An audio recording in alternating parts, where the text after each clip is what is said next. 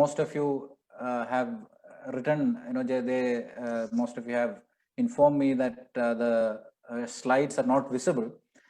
But since I am a little away from the computer, I didn't see your chats. I just make an apology for that. ಕಳೆದ ದಿನದ ಅಥವಾ ನಿನ್ನೆ ದಿನ ನನ್ನ ಸ್ಲೈಡ್ಗಳನ್ನ ಸರಿಯಾಗಿ ಓದಲಿಕ್ಕೆ ಆಗ್ಲಿಲ್ಲ ಎಂಬುದಾಗಿ ಅನೇಕ ವಿದ್ಯಾರ್ಥಿಗಳು ತಿಳಿಸಿದ್ದಾರೆ. ಅದಕ್ಕೋಸ್ಕರವಾಗಿ ಮೊಟ್ಟ ಮೊದಲನೇದಾಗಿ ನಾನು ವಿಷಾದಿಸ್ತೇನೆ. ನಾನು ನನ್ನ ಕಂಪ್ಯೂಟರ್ ನಿಂದ ಸ್ವಲ್ಪ ದೂರ ಇದ್ದದ್ರಿಂದ ಆ ಚಾಟ್ಸ್ ಅನ್ನು ನೋಡ್ಲಿಕ್ಕೆ ಸಾಧ್ಯವಾಗಲಿಲ್ಲ. So today I have I just made sure that I will display it in the full screen. ಈ ದಿನ ನಾನು ಪೂರ್ತಿ ಸ್ಕ್ರೀನ್ ಅಲ್ಲಿ ನಾನು ಅದನ್ನ ಪ್ರದರ್ಶಿಸ್ತೇನೆ ಎಂಬುದಾಗಿ ನಿಮಗೆ ನಾನು ಹೇಳ್ತಾ ಇದ್ದೇನೆ. Before going into today's session, we will be just doing a recap. But the recap is just like I will just ask some questions. I will just share a screen. You can read this. ನಾನು ಆ ಒಂದು recap ಅಂದ್ರೆ ಕೆಲವು ಪ್ರಶ್ನೆಗಳನ್ನ ನಾನು ಒಂದು screen ಅಲ್ಲಿ ಹಾಕ್ತೇನೆ. ಆ ಒಂದು ಪ್ರಶ್ನೆಗಳಿಗೆ ನೀವು ಉತ್ತರಿಸಬಹುದು. ನೀವು ನೋಡ್ ಅದನ್ನ. The first one is conversion means. What is the meaning of conversion? There are 4 answers given there, A, B, C, D. Which one is the right answer? ಮೊದಲನೇದಾಗಿ ಕನ್ವರ್ಷನ್ ಅಂದ್ರೆ ಏನು ಅಥವಾ ಮಾನಸಾಂತರ ಅಂದ್ರೆ ಏನೆಂಬುದಾಗಿ 4 ಉತ್ತರಗಳು ಅಲ್ಲಿ ಕೊಡಲ್ಪಟ್ಟಿದೆ. ಅದರಲ್ಲಿ ಮೊದಲನೇದು ಮತದ ಒಂದು ಬದಲಾವಣೆ ಅಥವಾ ಕೇವಲ ಮನಸ್ಸಿನ ಒಂದು ಪರಿವರ್ತನೆ ಅಥವಾ ಆ ಒಂದು ಸಭೆಯನ್ನ ಬದಲಾಯಿಸುವಂತದ್ದು ಮತ್ತು ಪಾಪದಿಂದ ತಿರುಗುವಂತದ್ದು. Before the translation, most of the answers, most of them have tried to, they have answered the right one. ಭಾಷಾಂತರಕ್ಕಿಂತ ಮುಂಚಿತವಾಗಿಯೇ ನಿಮ್ಮಲ್ಲಿ ಅನೇಕರು ಸರಿಯಾದಂತದ್ದನ್ನ ಉತ್ತರಿಸಿದ್ದೀರಿ. Okay. Now the second screen. ಎರಡನೇ ಒಂದು ಪ್ರಶ್ನೆ.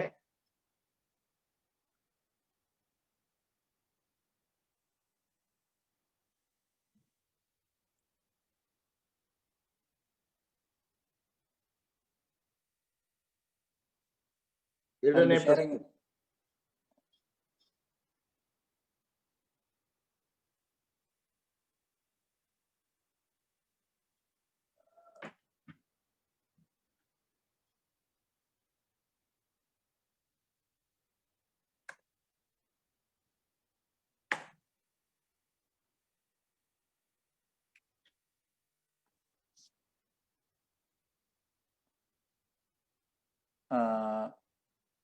Okay, the second.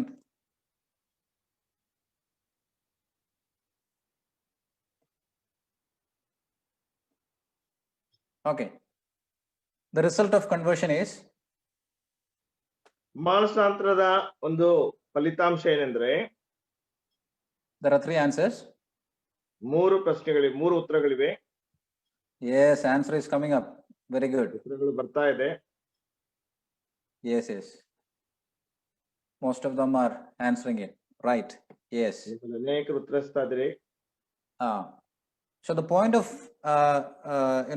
thing is that most of you just are able to recap what we have studied yesterday. ನಾವು ನೆನೆ ದಿನ ಕಲಿತಂತದ್ದನ್ನ ನಿಮ್ಮಲ್ಲಿ ಅನೇಕರು ಅದನ್ನ ಪುನರಾವರ್ತಿಸಿಕೊಂಡಿದ್ದೀರಿ, ಜ್ಞಾಪಿಸಿಕೊಂಡಿದ್ದೀರಿ, ನೆನಪಲ್ಲಿಟ್ಕೊಂಡಿದ್ದೀರಿ. So what we were trying to look yesterday was that about the biblical Christianity. To be a credible Christian, he needs to be genuinely converted. ನಾವು ನೆನ್ನೆ ದಿನ ಸತ್ಯವೇದಕ್ಕನುಸಾರವಾದಂತಹ ಕ್ರೈಸ್ತತ್ವ ಎಂಬುದಾಗಿರುವಂತಹ ಅಂಶವನ್ನು ನಾವು ಕಲಿಯುತ್ತಾ ಬಂದೆವು. ಒಬ್ಬ ನಂಬಿಕೆಗೆ ಅರ್ಹನಾದಂತಹ ವಿಶ್ವಾಸಾರ್ಹನಾದಂತಹ ಕ್ರೈಸ್ತನಾಗಬೇಕಾದ್ರೆ ನಿಜವಾಗಿ ಕೂಡ ಮಾನಸಾಂತರ ಹೊಂದಿರಬೇಕು. And we have seen the definition or what conversion means. What is the meaning of conversion? ನಾವು ಅದರ ಅರ್ಥ ವಿವರಣೆಯನ್ನು ಸಹ ನಾವು ನೋಡ್ತಾ ಬಂದೆವು. ನಿಜವಾಗಿಯೂ ಸಹ ಒಂದು ಕನ್ವರ್ಷನ್ ಅಥವಾ ಮಾನಸಾಂತರ ಅಂದ್ರೆ ಏನೆಂಬುದಾಗಿ. And the real meaning of conversion tells that there is a dynamic change that is going to happen in a person's life, internally and externally. ಒಂದು ನಿಜವಾದಂತಹ ಮಾನಸಾಂತರದಲ್ಲಿ ನಾವು ನೋಡ್ತೇವೆ, ಒಬ್ಬ ವ್ಯಕ್ತಿಯ ಜೀವಿತದಲ್ಲಿ ಆಂತರಿಕವಾಗಿಯೂ ಮತ್ತು ಬಾಹ್ಯವಾಗಿಯೂ ಸಹ ಒಂದು ಪ್ರಬಲವಾದಂತಹ ಬದಲಾವಣೆ ಉಂಟಾಗುತ್ತದೆ. And today, as we just move there, we will study that the credible Christian has a biblical character. ಈ ದಿನ ನಮ್ಮ ಅಧ್ಯಯನಕ್ಕೆ ನಾವು ಹೋಗ್ತಾ ಇರುವಾಗ ಒಬ್ಬ ವಿಶ್ವಾಸಾರ್ಹನಾದಂತಹ ಕ್ರೈಸ್ತನಿಗೆ ದೇವರ ವಾಕ್ಯಕ್ಕನುಸಾರವಾದಂತಹ ನಡತೆ ಅಥವಾ ಗುಣಲಕ್ಷಣಗಳು ಇರುತ್ತವೆ. And this is the second area of concern. ಇದು ನಮ್ಮ ಪರಿಗಣೆಗೋಸ್ಕರವಾಗಿರುವಂತಹ ಎರಡನೇ ಒಂದು ಅಂಶ. That a person who is genuinely converted, he is about to display the Christian character. ಒಬ್ಬ ವ್ಯಕ್ತಿ ನಿಜವಾಗಿ ಸಹ ಮಾನಸಾಂತರ ಹೊಂದಿದ್ದರೆ ಆತನ ಜೀವಿತದಲ್ಲಿ ನಿಜವಾದಂತಹ ಕ್ರಿಸ್ತಿಯ ಗುಣಗಳು ಅಥವಾ ಗುಣಲಕ್ಷಣಗಳು ಕಂಡು ಬರುವಂತದ್ದಾಗಿದೆ. We have seen yesterday the conversion. ನಿನ್ನೆ ದಿನ ಮಾನಸಾಂತರ ಅಂದ್ರೆ ಏನೆಂಬುದಾಗಿ ನೋಡ್ತಾ ಬಂದೆವು. Today we are going to see the character that makes a credible Christian. ಈ ದಿನ ಅವನಲ್ಲಿರುವಂತಹ ಒಂದು ನಡತೆ, ಗುಣಲಕ್ಷಣಗಳು ಅವನನ್ನ ಒಬ್ಬ ನಂಬಿಕೆಗೆ ಅರ್ಹನಾದಂತಹ ವಿಶ್ವಾಸಾರ್ಹನಾದಂತಹ ಕ್ರೈಸ್ತನನ್ನಾಗಿ ಮಾಡ್ತವೆ. It validates the truth. ಅದು ಸತ್ಯವನ್ನ ಮೌಲ್ಯ ಮಾಡುತ್ತದೆ. If our character is not coherent with the message that we speak, then there is a real trouble. ನಾವು ಮಾತನಾಡುತ್ತಾ ಇರುವಂತಹ ಸಂದೇಶದಲ್ಲಿ ನಮ್ಮ ಒಂದು ನಡತೆ, ನಮ್ಮ ಗುಣಲಕ್ಷಣ ಅದು ಹೊಂದಿಕೊಳ್ಳದೇ ಇದ್ರೆ ಆ ಒಂದು ಸಂದೇಶಕ್ಕೆ ಒಂದು ಸಮಸ್ಯೆ ಆಗುತ್ತದೆ. And we can question his credibility. ಆ ವ್ಯಕ್ತಿಯ ಆ ಒಂದು ವಿಶ್ವಾಸಾರ್ಹತೆಯನ್ನು ನಾವು ಪ್ರಶ್ನಿಸಬಹುದು.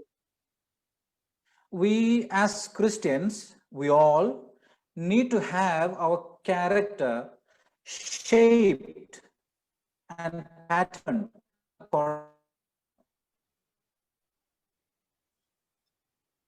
Can you say it again, second, please? We all as Christians need to have our character shaped and patterned according to the word of God. ದೇವರ ವಾಕ್ಯಕ್ಕನುಸಾರವಾಗಿ ಕ್ರೈಸ್ತರಾದಂತಹ ನಾವೆಲ್ಲರೂ ಸಹ ನಮ್ಮ ನಡತೆಯನ್ನ ಅಥವಾ ನಮ್ಮ ಗುಣಲಕ್ಷಣಗಳನ್ನ ಆ ಒಂದು ಮಾದರಿಯಲ್ಲಿ ನಾವು ಆ ರೀತಿಯಾಗಿ ಆಗಬೇಕು ಮತ್ತು ಆ ಒಂದು ಮಾದರಿಯಲ್ಲಿ ಇರಬೇಕು. And today we are going to look at Paul's life to understand a Christian conduct, Christian character. ಒಬ್ಬ ಕ್ರಿಸ್ತಿಯ ಅಥವಾ ಕ್ರೈಸ್ತರ ನಡತೆಯನ್ನ ಈ ದಿನ ಪೌಲನ ಜೀವಿತದ ಮುಖಾಂತರವಾಗಿ ನಾವು ತಿಳಿದುಕೊಳ್ಳೋಣ. And I gave you a portion to read, that is 2 Corinthians chapter 1. ನಾನು ನಿಮಗೆ ಓದ್ಲಿಕ್ಕೆ ಕೊಟ್ಟಂತಹ ವಾಕ್ಯ ಭಾಗ ಕೊರಿಂಥದವರಿಗೆ ಬರೆದ 2ನೇ ಪತ್ರಿಕೆ 1ನೇ ವಚನ. 2 Corinthians chapter 1. Yes, brother. 2 ಕೊರಿಂಥ 1ನೇ ಅಧ್ಯಾಯ. We are going to see the background of this book a little bit. ಈ ಒಂದು ಪುಸ್ತಕದ ಹಿನ್ನೆಲೆಯನ್ನ ಸ್ವಲ್ಪವಾಗಿ ನಾವು ನೋಡಿಕೊಳ್ಳೋಣ. As we read this book, we understand that there has been someone who attacked the life of Paul. ಪೌಲನ ಜೀವಿತವನ್ನ ಆಕ್ರಮಿಸಿದಂತಹ ಕೆಲವು ವಿಷಯಗಳಿದೆ ಎಂಬುದಾಗಿ ನಾವು ಅರ್ಥ ಮಾಡಿಕೊಳ್ಳುತ್ತೇವೆ. Some false teachers or false apostles, they came along, they were trying to attack Paul. ಸುಳ್ಳು ಬೋಧಕರು ಮತ್ತು ಸುಳ್ಳು ಅಪೋಸ್ತಲರಂತ ಪೌಲನ ಜೀವಿತವನ್ನ ಅವರು ಆಕ್ರಮಿಸಲಿಕ್ಕೆ ಬರ್ತಾರೆ. And they want to take the church over, the Corinthian church over, and they want to teach their own doctrines. ಅವರು ಕೊರಿಂಥ ಸಭೆಯಲ್ಲಿ ಸೇರಿಕೊಂಡು ತಮ್ಮದೇ ಆದಂತಹ ಬೋಧನೆಗಳನ್ನ ಬೋಧಿಸಲಿಕ್ಕೆ ಪ್ರಯತ್ನಿಸುತ್ತಾರೆ. And they want to destroy the church and replace the truth with another doctrine or error. ಅವರು ಆ ಸಭೆಯಲ್ಲಿ ಸತ್ಯ ಬೋಧನೆಗೆ ತಮ್ಮದೇ ಆದಂತಹ ದುರ್ಬೋಧನೆಯನ್ನ ಮತ್ತು ಸುಳ್ಳನ್ನ ಅದರಲ್ಲಿ ಸೇರಿಸಲಿಕ್ಕೆ ಪ್ರಯತ್ನಿಸುತ್ತಾರೆ. So you know what did they do, dear ones? They attacked the true teacher, that is Paul, who is teaching the truth of the word of God. ಬೇರೆ ಅವ್ರು ಏನ್ ಮಾಡಿದ್ರು ಎಂಬುದಾಗಿ ನೋಡುವಾಗ ಅವರು ನಿಜವಾಗಿಯೂ ಸಹ ಸತ್ಯದ ಉಪದೇಶಕರಾದಂತಹ ಪೌಲನ ಜೀವಿತವನ್ನೇ ಆಕ್ರಮಿಸಿದರು. You know, if they could destroy people's trust and confidence in Paul, then they could take their place and teach their own doctrines. ಪೌಲನ ಆ ಒಂದು ಜೀವಿತವನ್ನ ಅವರು ಒಂದು ವೇಳೆ ಜನರ ಮನಸ್ಸಿನಲ್ಲಿ ಒಂದು ವೇಳೆ ತಪ್ಪಾಗಿ ಅವರು ಬೋಧಿಸುವುದಾದ್ರೆ, ಪೌಲನ ಜೀವಿತವನ್ನ ತಪ್ಪಾಗಿ ಅವರು ವಿವರಿಸುವುದಾದ್ರೆ ಜನರ what happened is ಗಮನವನ್ನ ತಮ್ಮ ಕಡೆಗೆ ಸೆಳೆಕೊಳ್ಳುವಂತಹ ಅವಕಾಶಗಳು ಇರುತ್ತವೆ. So what did they do is they attacked Paul's personal life. ಅವರು ಪೌಲನ ವೈಯಕ್ತಿಕ ಜೀವಿತದ ಮೇಲೆ ಆಕ್ರಮಣ ಮಾಡುತ್ತಾರೆ. They attacked his character. ಅವರು ಆತನ ನಡತೆ ಬಗ್ಗೆ ಆಕ್ರಮಣ ಮಾಡುತ್ತಾರೆ. They attacked his integrity. ಅವರು ಅವನ ಯಥಾರ್ಥತೆಯ ಮೇಲೆ ಆಕ್ರಮಣ ಮಾಡುತ್ತಾರೆ. And they started attacking his teachings even. ಮತ್ತು ಅವನ ಬೋಧನೆಯನ್ನು ಸಹ ಆಕ್ರಮಿಸಲಿಕ್ಕೆ ಅವರು ಪ್ರಾರಂಭಿಸುತ್ತಾರೆ. So not only that, they tried to attack his relationship with other people. ಮತ್ತು ಅವರು ಇತರರೊಂದಿಗೆ ಪೌಲನ ಸಂಬಂಧದ ಮೇಲೆಯೂ ಸಹ ಆಕ್ರಮಿಸುವಂತವರಾಗಿದ್ದರು. And not only that, they tried even to attack the life that he has with God. ಮತ್ತು ಅವನು ದೇವರೊಂದಿಗೆ ಕಳೆಯುತ್ತಾ ಇರುವಂತಹ ಆ ಜೀವಿತದ ಮೇಲೆಯೂ ಸಹ ಅವರು ಆಕ್ರಮಣ ಮಾಡುವಂತವರಾಗಿದ್ದರು. So his personal life was questioned, his life with others was questioned, his life with God was questioned.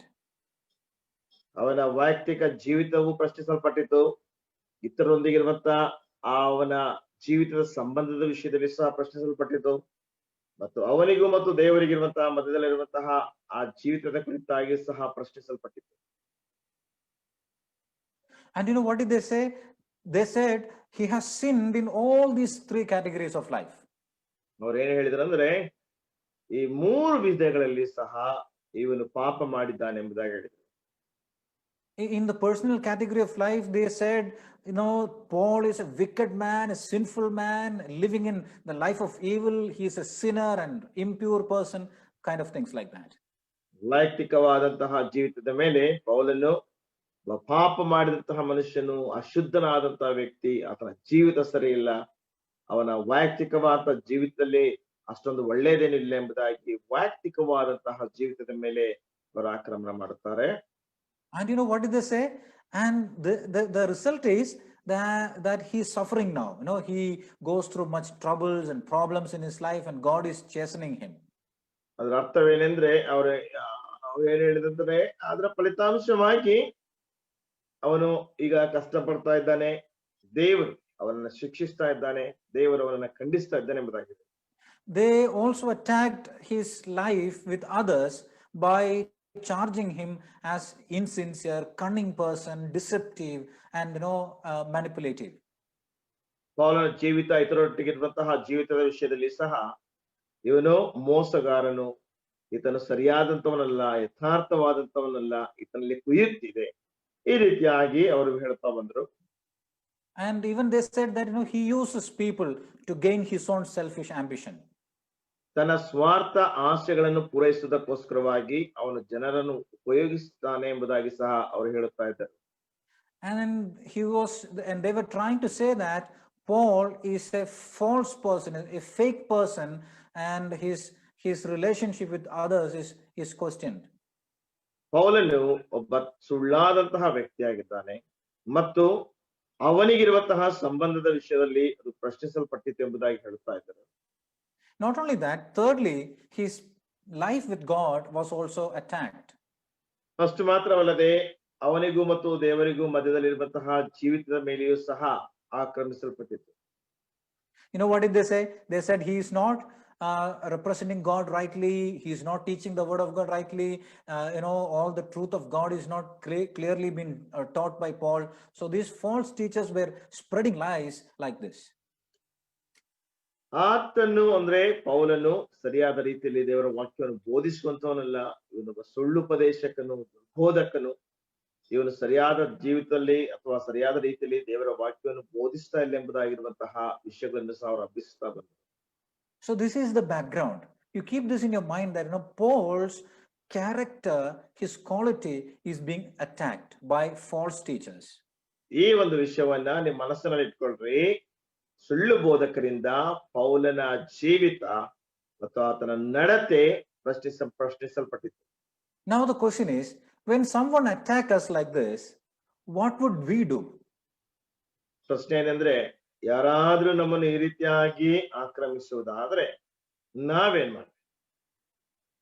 We try to bring people, look at this man, ask this man,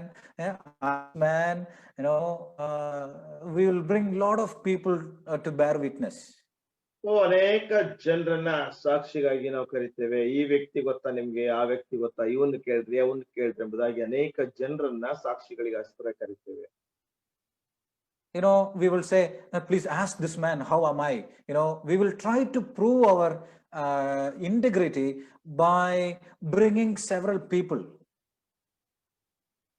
ನಾವು ಹೇಳ್ತೇವೆ, ಈ ವ್ಯಕ್ತಿಯನ್ನ ಕೇಳು, ನಾನು ಹೆಂಗೆ, ನಾನು ಯಾರೆಂಬುದಾಗಿ ಇವನ್ನ ಕೇಳು ಗೊತ್ತಾಗ್ತದೆ ಎಂಬುದಾಗಿ ಅನೇಕ ಜನರನ್ನ ನಮ್ಮ ಯಥಾರ್ಥತೆಯನ್ನ ಸಾಬೀತುಪಡಿಸುವುದಕ್ಕೋಸ್ಕರವಾಗಿ ನಾವು ತರುವಂತವರಾಗಿರ್ತೇವೆ.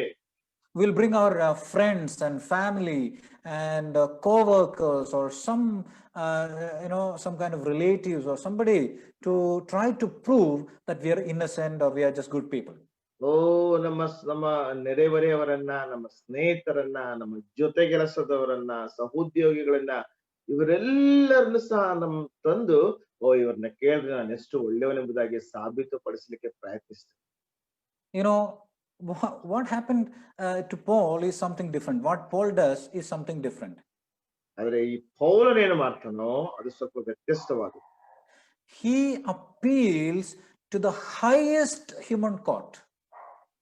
ಆದ್ರೆ ಅವನು ಬಹಳ ಅತ್ಯುನ್ನತವಾದಂತ, ಮನುಷ್ಯರಿಗಿಂತಲೂ ಅತ್ಯುನ್ನತವಾದಂತ ಒಂದು ನ್ಯಾಯಾಲಯಕ್ಕೆ ಆತನು ಮನವಿಯನ್ನು ಸಲ್ಲಿಸ್ತಾನೆ. What is that? ಏನದು? We'll read in verse 12. ನಾವು 2 ಕೊರಿಂಥ 1ನೇ ಅಧ್ಯಾಯದ 12ನೇ ವಚನವನ್ನ ನಾವು ಓದಿಕೊಳ್ಳೋಣ. ನಾವು ಕೇವಲ ಮಾನುಷ ಜ್ಞಾನವನ್ನು ಬಳಸದೆ ದೇವರ ಕೃಪೆಯನ್ನು ಆಶ್ರಯಿಸಿ ಆತನಿಂದಾಗುವ ಪವಿತ್ರತ್ವವು ನಿಷ್ಕಪಟತ್ವವು ಉಳ್ಳವರಾಗಿ ಈ ಲೋಕದಲ್ಲಿ ಮುಖ್ಯವಾಗಿ ನಿಮ್ಮ ವಿಷಯದಲ್ಲಿ ನಡೆಕೊಂಡನೆಂದು ನಮ್ಮ ಮನಸ್ಸು ನಮಗೆ ಸಾಕ್ಷಿ ಹೇಳುತ್ತದೆ. So here we read, in English it comes in the beginning, for our boast is this, the testimony of our conscience. ಇದನ್ನ ನೋಡ್ತೇವೆ, ನಮ್ಮ ಮನಸ್ಸು ನಮಗೆ ಸಾಕ್ಷಿ ಹೇಳುತ್ತದೆ. We usually say that how when people does some heinous sin or heinous kind of activities or some crime, we say, how does his conscience allow him to do such a wicked thing? ಯಾರಾದ್ರೂ ಒಂದು ರೀತಿಯಾದಂತಹ ಭಯಂಕರವಾದಂತಹ ತಪ್ಪುಗಳನ್ನು, ಪಾಪಗಳನ್ನು ಮಾಡಿದಂತ ಸಮಯದಲ್ಲಿ ನಾವು ಹೇಳ್ತೇವೆ, ಅವನ ಮನಸ್ಸಾಕ್ಷಿ ಹೇಗೆ ಈ ವಿಷಯಗಳನ್ನು ಮಾಡ್ಲಿಕ್ಕೆ ಅದು ಒಪ್ಕೊಳ್ತು. We all know that the conscience is the highest human court of a person, isn't it? ಮನಸ್ಸಾಕ್ಷಿ ಅನ್ನುವಂಥದ್ದು ಒಬ್ಬ ವ್ಯಕ್ತಿಯ ಅತ್ಯುನ್ನತವಾದಂತಹ ಒಂದು ನ್ಯಾಯಾಲಯವಾಗಿದೆ. But we need to understand that it is the basis of the judgment, but it is not the final judgment. ಆದ್ರೆ ನಾವು ಅರ್ಥ ಮಾಡಿಕೊಳ್ಳಬೇಕು, ಅದು ಒಂದು ನ್ಯಾಯ ತೀರ್ಪಿನ ಒಂದು ತಳಹದಿ ಮಾತ್ರವೇ ಆಗಿದೆ, ಹೊರತು ನ್ಯಾಯ ತೀರ್ಪಿನ ಒಂದು ಅಂತಿಮ ಘಟ್ಟವಲ್ಲ. That means on the basis of our conscience we can judge, but that should not be the final appeal, but we should just come back to the word of God to understand, or God is the final court of judgment in all the things. ನಮ್ಮ ಮನಸ್ಸಾಕ್ಷಿ ನಮಗೆ ಆ ರೀತಿಯಾಗಿ ನ್ಯಾಯ ತೀರಿಸುತ್ತದೆ, ಆದ್ರೆ ಅದನ್ನೇ ಅಂತಿಮವಾಗಿ ನಾವು ಹೇಳಬಾರದು, ಅಂದುಕೊಳ್ಳಬಾರದು. ನಾವು ದೇವರ ವಾಕ್ಯಕ್ಕೆ ಹಿಂದಿರುಗಿ ಬರುವಾಗ ದೇವರು ತಾನೇ ಅತ್ಯುಚ್ಚವಾಗಿ ಆತನ ನ್ಯಾಯ ಕೊಡುವಂತವನಾಗಿದ್ದಾನೆ. So here we see Paul was attacked. A great number of people started to attack Paul. False teachers started to attack Paul. But Paul appeals to the conscience. ಪೌಲನ ಜೀವಿತದಲ್ಲಿ ಅನೇಕ ಸುಳ್ಳು ಬೋಧಕರು, ಅನೇಕ ಜನರು ಆತನನ್ನು ಆಕ್ರಮಿಸುವಂತ ಸಮಯದಲ್ಲಿ ಪೌಲನು ತನ್ನ ಮನಸ್ಸಾಕ್ಷಿಗೆ ಆತನು ತನ್ನ ಮನವಿಯನ್ನು ಸಲ್ಲಿಸ್ತಾನೆ. He says that I behaved in a certain way and my conscience is the witness. ಅವನು ಹೇಳ್ತಾನೆ, ಲೋಕದಲ್ಲಿ ಮುಖ್ಯವಾಗಿ ನಿಮ್ಮ ವಿಷಯದಲ್ಲಿ ನಡೆಕೊಂಡೆವೆಂದು ನಮ್ಮ ಮನಸ್ಸು ನಮಗೆ ಸಾಕ್ಷಿ ಹೇಳುತ್ತದೆ. And he tells the Corinthian believers, you don't have to doubt about that because my conscience bear witness of all these things. ಇವರಿಂದ ವಿಶ್ವಾಸಿಗಳಿಗೆ ಅವನು ಹೇಳುವಂತ ಮಾತೇನೆಂದ್ರೆ, ನೀವು ಅದರ ವಿಷಯದಲ್ಲಿ ಸಂದೇಹ ಪಡುವಂತ ಅವಶ್ಯಕತೆ ಇಲ್ಲ, ಯಾಕಂದ್ರೆ ನಮ್ಮ ಮನಸ್ಸೇ ಅದರ ವಿಷಯದಲ್ಲಿ ಸಾಕ್ಷಿ ಕೊಡುತ್ತದೆ. You know, Paul did not appeal to his friends or his co-workers. ಪೌಲನು ತನ್ನ ಸ್ನೇಹಿತರಿಗಾಗ್ಲಿ ತನ್ನ ಸಹೋದ್ಯೋಗಿಗಳಿಗಾಗ್ಲಿ ಆತನು ಮನವಿ ಸಲ್ಲಿಸಲಿಲ್ಲ. Paul could have said like this, I have a good number of people there, Timothy is there, Titus is there, you ask them, they will tell about me. Paul ಹೇಳ್ಬೋದಾಗಿತ್ತು, ನನ್ನ ಜೊತೆಗೆ ಒಳ್ಳೆ ಜನಸಂಖ್ಯೆ ಇದೆ, ತೀತನಿದ್ದಾನೆ, ತಿಮೋತಿನಿದ್ದಾನೆ, ನೀವು ಅವ್ರನ್ನ ಕೇಳಿದಾಗ ಹೇಳಿಲ್ಲ. Timothy can write so many things about me, or Titus can even write more things about me. You ask to him, how is my character? ತಿಮೋತಿನ ಬಗ್ಗೆ ಅನೇಕ ವಿಷಯಗಳನ್ನು ಬರಿಬಹುದು, ತೀತನ ಬಗ್ಗೆ ಅನೇಕ ವಿಷಯಗಳನ್ನು ಬರಿಬಹುದು, ನಾನು ಹೇಗೆ ಎಂಬುದಾಗಿ ಅವರನ್ನು ಕೇಳಿ ಹೇಳ್ತಾರೆ ಎಂಬುದಾಗಿ ಹೇಳಿಲ್ಲ. And he also did not appeal to his believers. ಅವನ ವಿಶ್ವಾಸಿಗಳಿಗೂ ಸಹ ಅವನು ಮನವಿ ಸಲ್ಲಿಸಲಿಲ್ಲ. He could have even said that, I would like to identify in your own Corinthian assembly, so and so, you ask so and so people, they are greatly influenced. This elder could say, that elder could say about me. He didn't say anything. ನೀವು ನಿಮ್ಮ ಸ್ವಂತ ಸಭೆಯಲ್ಲಿ, ಕೊರಿದ ಸಭೆಯಲ್ಲಿ ಇರುವಂತಹ ಇಂತಿಂತ ವ್ಯಕ್ತಿಗಳನ್ನ ಕೇಳ್ರಿ, ಇಂತಿಂತ ಹಿರಿಯನನ್ನ ಕೇಳ್ರಿ, ಅವರೇ ನನ್ನ ಬಗ್ಗೆ ಹೇಳ್ತಾರೆ ಎಂಬುದಾಗಿ, ಅವರು ನನ್ನ ಕುರಿತಾಗಿ ಪ್ರಭಾವ ಇಲ್ಲರ ಆಗಿದ್ದಾರೆ ಎಂಬುದಾಗಿ ಅವನು ಹೇಳಿಲ್ಲ. He didn't appeal to his friends or he didn't appeal to his co-workers. ಅವನು ತನ್ನ ಸ್ನೇಹಿತರಿಗಾಗ್ಲಿ ಜೊತೆ ವಿಶ್ವಾಸಿಗಳಿಗಾಗ್ಲಿ ಆತನು ಮೊರೆ ಹೋಗಲಿಲ್ಲ. But we understand that he appealed to the higher court. ಆದ್ರೆ ಅವನು ಉನ್ನತವಾದಂತಹ ನ್ಯಾಯಾಲಯಕ್ಕೆ ಮೊರೆ ಹೋಗ್ತಾನೆ. He didn't appeal to the friends, he appealed to his conscience. ಅವರು ತನ್ನ ಸ್ನೇಹಿತರ ಬಳಿಯೂ ಕೂಡ ಹೋಗ್ಲಿಲ್ಲ, ಮನಸ್ಸಾಕ್ಷಿಗೆ ಆತನ ಮನವಿ ಸಲ್ಲಿಸ್ತಾನೆ. We'll just look at a little bit about conscience and then we'll look into the character, what turns out to be a character. ನಾವು ಸ್ವಲ್ಪ ಸಮಯ ಮನಸ್ಸಾಕ್ಷಿಯ ಕುರಿತಾಗಿ ನೋಡಿ ನಂತರ ಆ ಒಂದು ನಡತೆ ಹೇಗಿರ್ತದೆ ಎಂಬುದಾಗಿ ನೋಡೋಣ. Conscience is something that passes judgment on us. ಈ ಮನಸ್ಸಾಕ್ಷಿ ಎನ್ನುವಂಥದ್ದು ನಮ್ಮ ಮೇಲೆ ನ್ಯಾಯ ತೀರಿಸುವಂತದ್ದಾಗಿದೆ. When we do certain things in the midst of people, we go back and we take, we just relax, and conscience comes in us pricking, saying that what you have done is wrong. ನಾವ್ ಯಾವ್ದಾದ್ರು ವ್ಯಕ್ತಿಗೆ ಇಂಥ ವಿಷಯಗಳನ್ನ ಮಾಡಿ ಮನೆಗೆ ಹೋಗಿ ಆರಾಮಾಗಿ ಸುಖಾಸೀನರಾಗಿ ಮಲೆಕೊಳ್ತೇವೆ, ವಿಶ್ರಾಂತಿ ತೆಗೆದುಕೊಳ್ತೇವೆ, ಅದನ್ನ ಮರ್ತೇ ಬಿಡ್ತೇವೆ. ಮನಸ್ಸಾಕ್ಷಿ ಬಂದು ನೀನ್ ಇಂಥ ವ್ಯಕ್ತಿಗೆ ಇಂಥ ವಿಷಯವನ್ನು ಮಾಡಿದೆ ಎಂಬುದಾಗಿ ಮನಸ್ಸನ್ನು ಚುಚ್ಚುತ್ತದೆ. It accuses us. ಅದು ನಮ್ಮನ್ನ ದೂಷಿಸ್ತದೆ. It is God-given capacity to have an immediate judgment of thoughts, actions and words. ಇದು ನಮ್ಮ ಕ್ರಿಯೆಗಳಿಗೆ ಸಿಕ್ಕುವಂತಹ ತಕ್ಷಣದ ನ್ಯಾಯ ತೀರ್ಪು, ದೇವರಿಂದ ತಾನೇ ಬಂದಂತಹ ಒಂದು ನ್ಯಾಯ ತೀರ್ಪಾಗಿದೆ. But I told you that conscience is not the final assessment of all the things. ನಾನು ಹೇಳಿದ ಹಾಗೆ ಮನಸ್ಸಾಕ್ಷಿಯೇ ಎಲ್ಲದರ ಒಂದು ಕೊಟ್ಟ ಕಡೆ ಅಥವಾ ಒಂದು ಎಲ್ಲದರ ಅಂತ್ಯವಲ್ಲ. Someone could say, my conscience is good when I did those things. That will not work out always. ಕೆಲವರು ಹೇಳ್ಬೋದು, ನಾನು ಇಂಥ ವಿಷಯಗಳನ್ನು ಮಾಡುವಾಗ ನನ್ನ ಮನಸ್ಸಾಕ್ಷಿ ಚೆನ್ನಾಗಿತ್ತು, ಆ ರೀತಿ ಎಂಬುದಾಗಿ ಹೇಳಿರ್ಬೋದು. ಅಷ್ಟೇ ಅಲ್ಲ. In any case, we need to be able to humble and very carefully come under the word of God, so that what happens is that when God's word reveals to us, we will be able to understand that our conscience is wrong, God's word is right. So I change my conscience according to the word of God. ಏನೇ ಆದ್ರೂ ಸಹ ದೇವರ ವಾಕ್ಯಕ್ಕೆ ಹಿಂದಿರುಗಿ ಬರುವಾಗ ದೇವರ ವಾಕ್ಯವು ಸತ್ಯಾಂಶಗಳನ್ನ ವಿವರಿಸ್ತದೆ. ಆಗ ನಾವು ನನ್ನ ಮನಸ್ಸಾಕ್ಷಿಯೂ ಸಹ ಅಷ್ಟು ಸರಿ ಇಲ್ಲ, ದೇವರ ವಾಕ್ಯಕ್ಕನುಸಾರವಾಗಿ ನನ್ನ ಮನಸ್ಸಾಕ್ಷಿಯ ನಾನು ಸರಿಪಡಿಸಿಕೊಳ್ತೇನೆ ಎಂಬುದಾಗಿ ಅದನ್ನು ಸರಿಪಡಿಸಿಕೊಳ್ಳಿಕ್ಕೆ ಸಾಧ್ಯ. So what happens is that our conscience bears witness of our own guilt. ನಮ್ಮ ಸ್ವಂತ ಅಪರಾಧ ಮನೋಭಾವನೆಯ ವಿಷಯದಲ್ಲಿ ನಮ್ಮ ಮನಸ್ಸಾಕ್ಷಿಯೇ ಸಾಕ್ಷಿ ಕೊಡುವಂತದ್ದಾಗಿದೆ. And if you're not living according to that, according to what we believe to be true, we will hear from our heart that what you have done is wrong. The conscience will just bear witness against us that what you have done is wrong. ಒಂದು ವೇಳೆ ನಾವು ಅದನ್ನೂ ಸಹ ನಂಬದೆ ಹೋದ್ರೆ ಮನಸ್ಸಾಕ್ಷಿಯು ನೀವು ಮಾಡಿದಂತ ತಪ್ಪು ಎಂಬುದಾಗಿ, ನಂಬಿದಂತ ತಪ್ಪು ಎಂಬುದಾಗಿ ಅದು ಹೇಳುವಂತದ್ದಾಗಿದೆ. So today I'm going to ask you, I'm not asking you to answer anything, but in your mind you should be able to try to answer the question as we just go to the character part, whether we are trying to live a consistent life in connection with the truth that we believe to be true. ನಾನು ನಿಮಗೆ ಕೆಲವು ಪ್ರಶ್ನೆಗಳನ್ನ ಕೇಳ್ತೀನಿ, ಒಂದು ಪ್ರಶ್ನೆಯನ್ನ ಕೇಳ್ತೀನಿ, ನೀವು ನನಗೆ ಉತ್ತರ ಕೊಡುವಂತ ಅವಶ್ಯಕತೆ ಇಲ್ಲ, ನಿಮ್ಮ ಮನಸ್ಸಾಕ್ಷಿಗೆ ನೀವೇ ಉತ್ತರ ಕೊಡ್ತೀವಿ. ನಾವು ನಂಬಿರುವಂತಹ ಆ ಸತ್ಯಕ್ಕೆ ಮನಸ್ಸಾಕ್ಷಿಯೊಂದು ಹದವಾದಂತದ್ದು ಆಗಿರುತ್ತದೋ? I'm letting the conscience speak to you. Okay, let the conscience speak to you. ನಿಮಗೆ ಮನಸ್ಸಾಕ್ಷಿ, ನಿಮ್ಮ ಮನಸ್ಸಾಕ್ಷಿಯೇ ನಿಮ್ಮೊಟ್ಟಿಗೆ ಮಾತನಾಡಿ. The thing is that we have to live sensitively and responsively to what conscience says at times of problems that happens. ನಮ್ಮ ಜೀವಿತದಲ್ಲಿ ಸಂಭವಿಸುವಂತಹ ಸಮಸ್ಯೆಗಳ ಸಮಯದಲ್ಲಿ ಮನಸ್ಸಾಕ್ಷಿ ಏನ್ ಹೇಳ್ತದೋ ಅದಕ್ಕೆ ಸರಿಯಾಗಿ ನಾವು ನಡೆದುಕೊಳ್ಳುವಂತರಾಗಿದ್ದೇವೆ.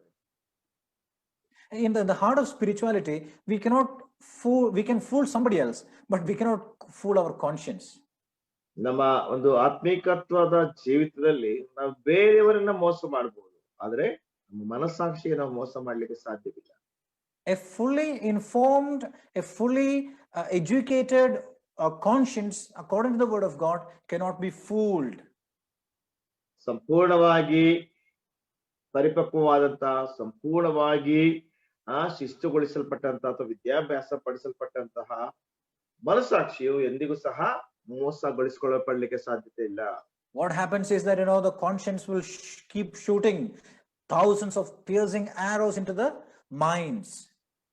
ಮನಸ್ಸಾಕ್ಷಿ ಏನ್ ಮಾಡ್ತದೆ ಅಂದ್ರೆ ಸಾವಿರಾರು ಬಾಣಗಳ ನಮ್ಮ ಮನಸ್ಸಿನ ಮೇಲೆ ಬಿಟ್ಟಿ ನಮ್ಮನ್ನ ಅದು ಎಚ್ಚರಿಸ್ತಾರೆ.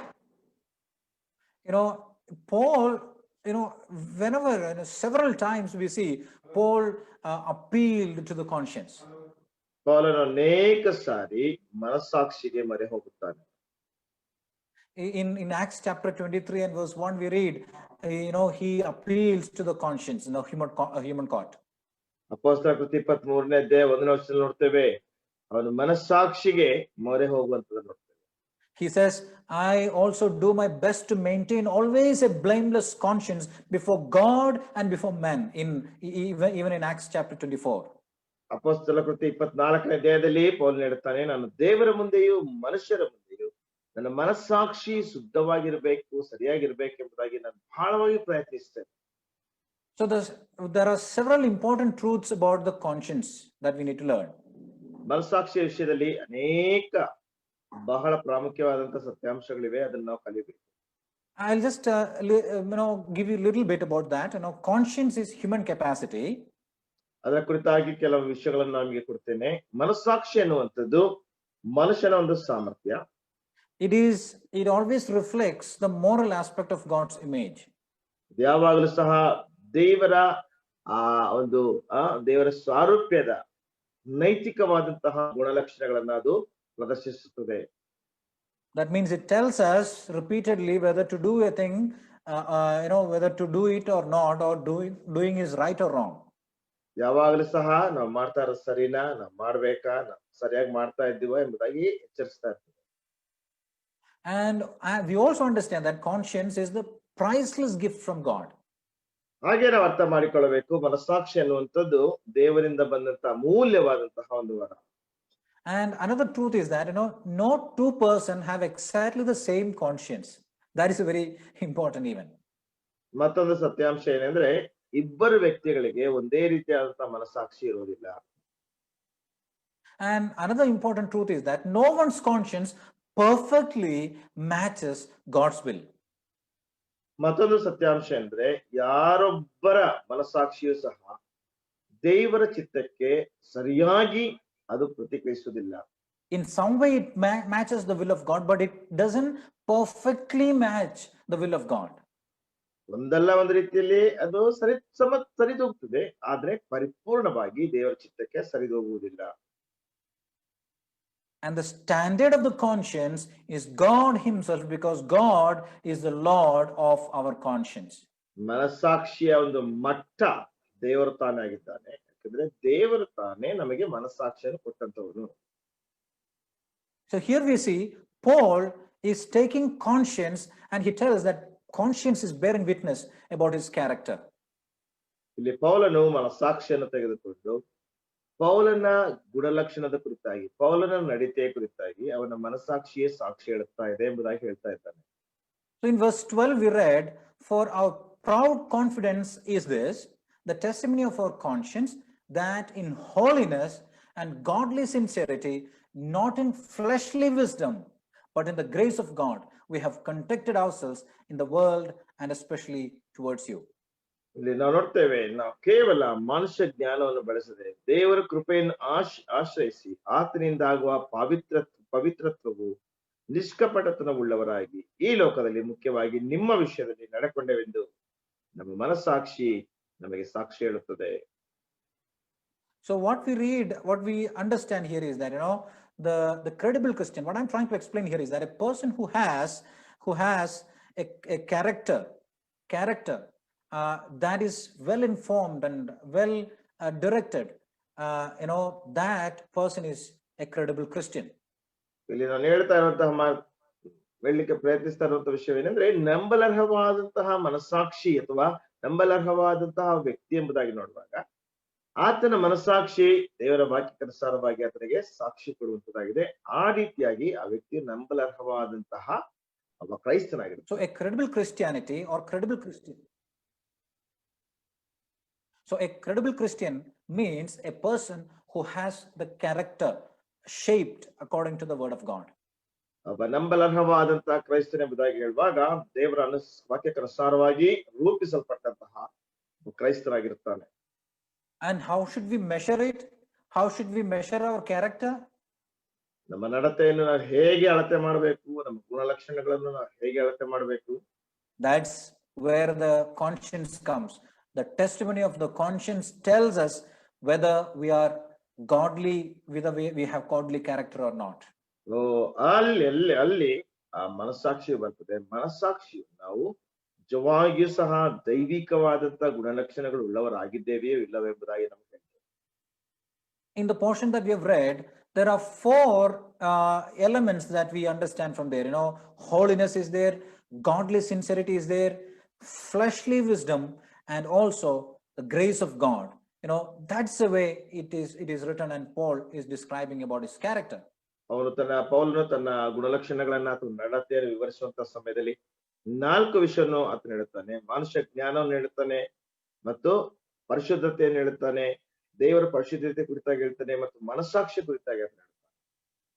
So for our study, we are going to divide into 2 different sections. The first is the quality of the character, the quality of the conduct.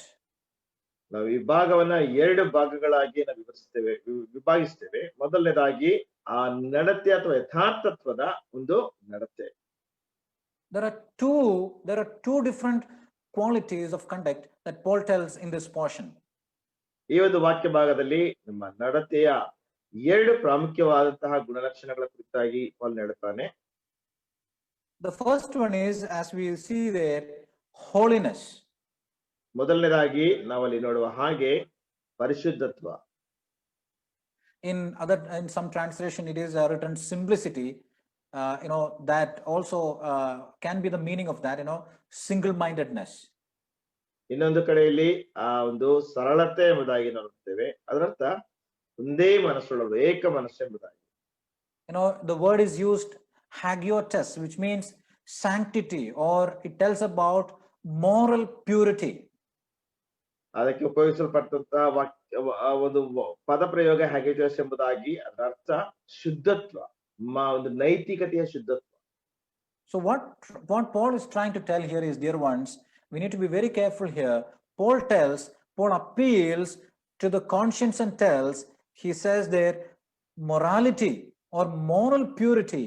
Just look at, I'm very much confident in my conscience that I lived a holy life.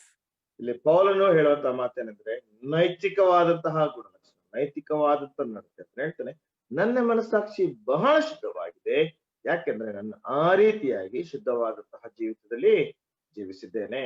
The meaning is that he tells that he did not live a corrupt life. ಅವನು ಹೇಳ್ತಾ ಇದ್ದಾನೆ, ಆತನು ಆ ಒಂದು ಭ್ರಷ್ಟವಾದಂತಹ ಜೀವಿತವನ್ನು ಜೀವಿಸಿಲ್ಲ. He did not live an immoral life. ಅವನು ಅನೈತಿಕ ಜೀವಿತವನ್ನು ಜೀವಿಸಿಲ್ಲ. The false teachers were accusing Paul by attacking him, his personal character. ಸುಳ್ಳು ಪ್ರವಾದಿಗಳು ಅಥವಾ ಸುಳ್ಳು ಬೋಧಕರು ಪೌಲನ ವೈಯಕ್ತಿಕವಾದಂತಹ ಜೀವಿತದ ಮೇಲೆ ಆಕ್ರಮಣ ಮಾಡ್ತಾ ಇದ್ದಾರೆ.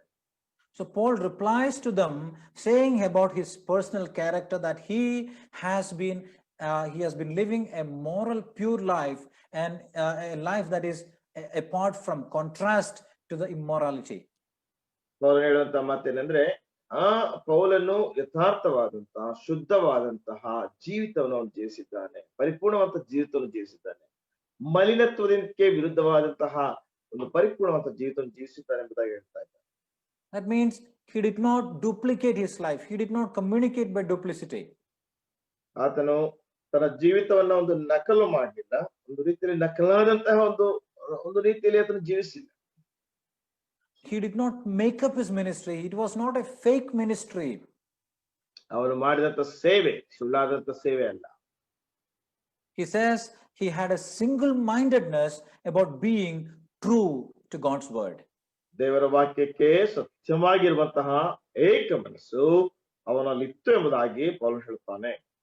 So holiness, the unique word, it tells about the sanctity of his character.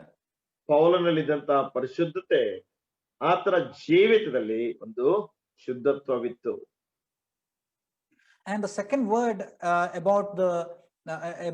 about his quality of conduct we see is sincerity. ಅವನ ಎರಡನೆಯ ಒಂದು ನಡತೆಯ ಒಂದು ವಿಷಯದಲ್ಲಿ ನೋಡುವಾಗ ಅವನ ನಡತೆಯಲ್ಲಿ ಪರಿಶುದ್ಧತೆಯಲ್ಲಿ ಯಥಾರ್ಥತ್ವ ಇತ್ತು. So the first one is simplicity and the second one is sincerity. ಮೊದಲನೇದಾಗಿರುವಂತದ್ದು ಸರಳತೆ, ಎರಡನೇದಾಗಿರುವಂತದ್ದು ಯಥಾರ್ಥತೆ. Sincerity, what is the meaning of sincerity? ಯಥಾರ್ಥತೆ ಅಂದ್ರೆ ಏನರ್ಥ?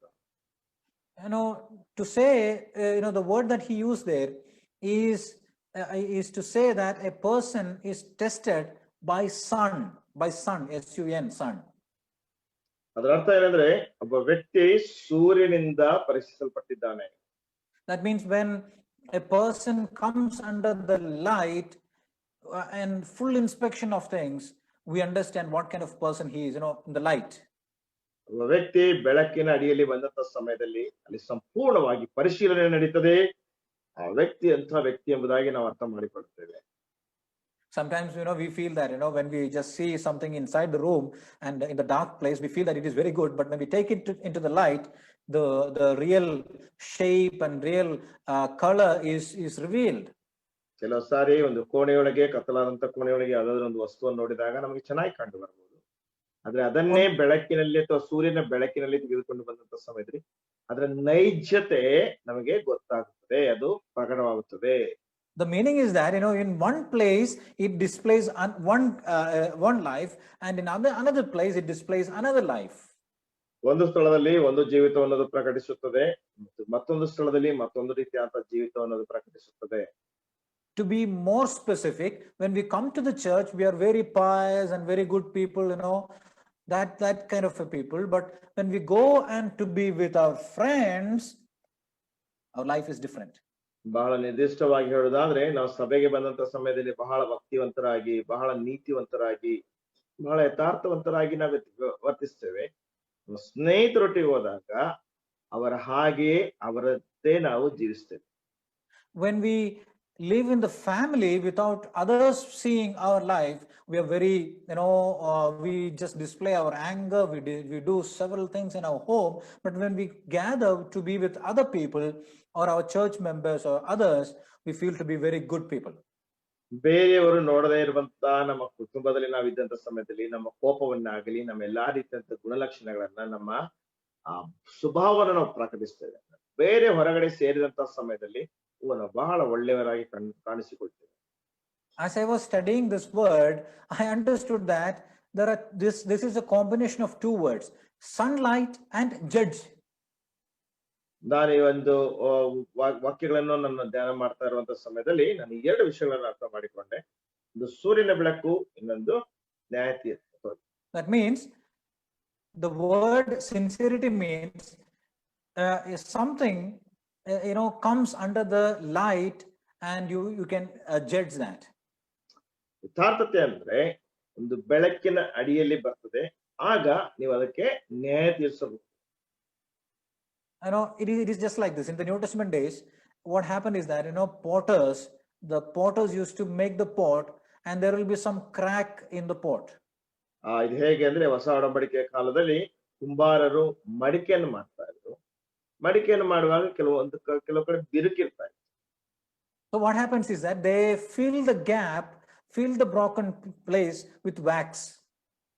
ಏನ್ ಮಾಡ್ತಾ ಇದ್ರು ಅಂದ್ರೆ ಆ ಒಂದು ನಿರ್ದಿಷ್ಟವಾಗಿ ಅಲ್ಲಿ ಬಿರುಕಿದ್ದಂತ ಸ್ಥಳದಲ್ಲಿ ಅವರು ಮೇಣದಿಂದ ಅದನ್ನ ತುಂಬುತ್ತಾ ಇದ್ರು. And they will polish it, so that people won't see that. ನಂತರ ಅದಕ್ಕೆ ಅವರು ಪಾಲಿಶ್ ಮಾಡ್ತಾ ಇದ್ರು, ಆಗ ಜನರು ಅದನ್ನ ನೋಡ್ಲಿಕ್ಕೆ ಸಾಧ್ಯವಾಗ್ತಾ ಇರ್ಲಿಲ್ಲ. And when a person takes it to the light, and when he sees from the light, when he brings under the sunlight, he understands the real nature of the pot.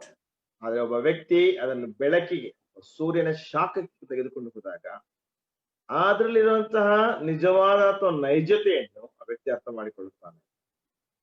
So the meaning is this, that the defect is being seen when it is shown in the light.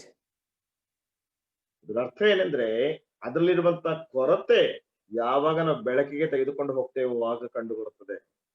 So when we come under the test of God's light, we understand who we are. ನಾವು ದೇವರ ಬೆಳಕಿನಲ್ಲಿ ಪರೀಕ್ಷೆಗೆ ಒಳಪಟ್ಟಾಗ ನಾವು ಯಾರೆಂಬುದಾಗಿ ನಾವು ಅರ್ಥ ಮಾಡಿಕೊಳ್ಳುತ್ತೇವೆ. So Paul tells here, Paul's ministry or his ministry stood under the test of God's gaze. ಪೌಲನು ಹೇಳ್ತಾನೆ, ಪೌಲನ ಸೇವೆ ದೇವರ ಕೃಪೆಯ ಅಡಿಯಲ್ಲಿ ಅಥವಾ ಅದರಲ್ಲಿ ಅದು ಪರೀಕ್ಷಿಸಲ್ಪಟ್ಟಿದೆ. So Paul tells, as Paul, I was transparent and truthful in the dealing with the Corinthian believers. ಪೌಲನು ಹೇಳ್ತಾನೆ, ಕೊರಿಂಥದ ವಿಶ್ವಾಸಿಗಳೊಟ್ಟಿಗೆ ವ್ಯವಹರಿಸುವಂತ ಸಮಯದಲ್ಲಿ ಪಾರದರ್ಶಕವಾಗಿಯೂ ಯಥಾರ್ಥವಾಗಿಯೂ ಇದ್ದೆನು. So he says, holiness and sincerity, holiness, single-mindedness, simplicity and sincerity is the character that he has, the quality of conduct that he displayed in the midst of the people. ಪೌಲನ ಜೀವಿತದಲ್ಲಿ ಆ ಜನರ ಎದುರುಗಡೆ ಆತನ ಜೀವಿತದಲ್ಲಿ ಇದ್ದಂತಹ ಅದು ಪರಿಶುದ್ಧತೆ, ಸರಳತೆ, ಆತನಿದ್ದಂತ ನಡತೆ, ಶುದ್ಧತ್ವ, ಎಲ್ಲಾ ವಿಷಯಗಳನ್ನ ಆ ಜನರ ಎದುರುಗಡೆ ಆತನ ಪ್ರದರ್ಶಿಸಿದ. Biblical sincerity then means, sincerity. When Bible tells about sincerity, it tells that he is a genuine person. ಸತ್ಯವೇದಕ್ಕನುಸಾರವಾದಂತಹ ಯಥಾರ್ಥತೆ ಈ ವ್ಯಕ್ತಿ ನೈಜವಾದಂತ ವ್ಯಕ್ತಿ ಎಂಬುದಾಗಿ ಹೇಳುತ್ತದೆ. That means a genuine person allows any type of investigation into his life.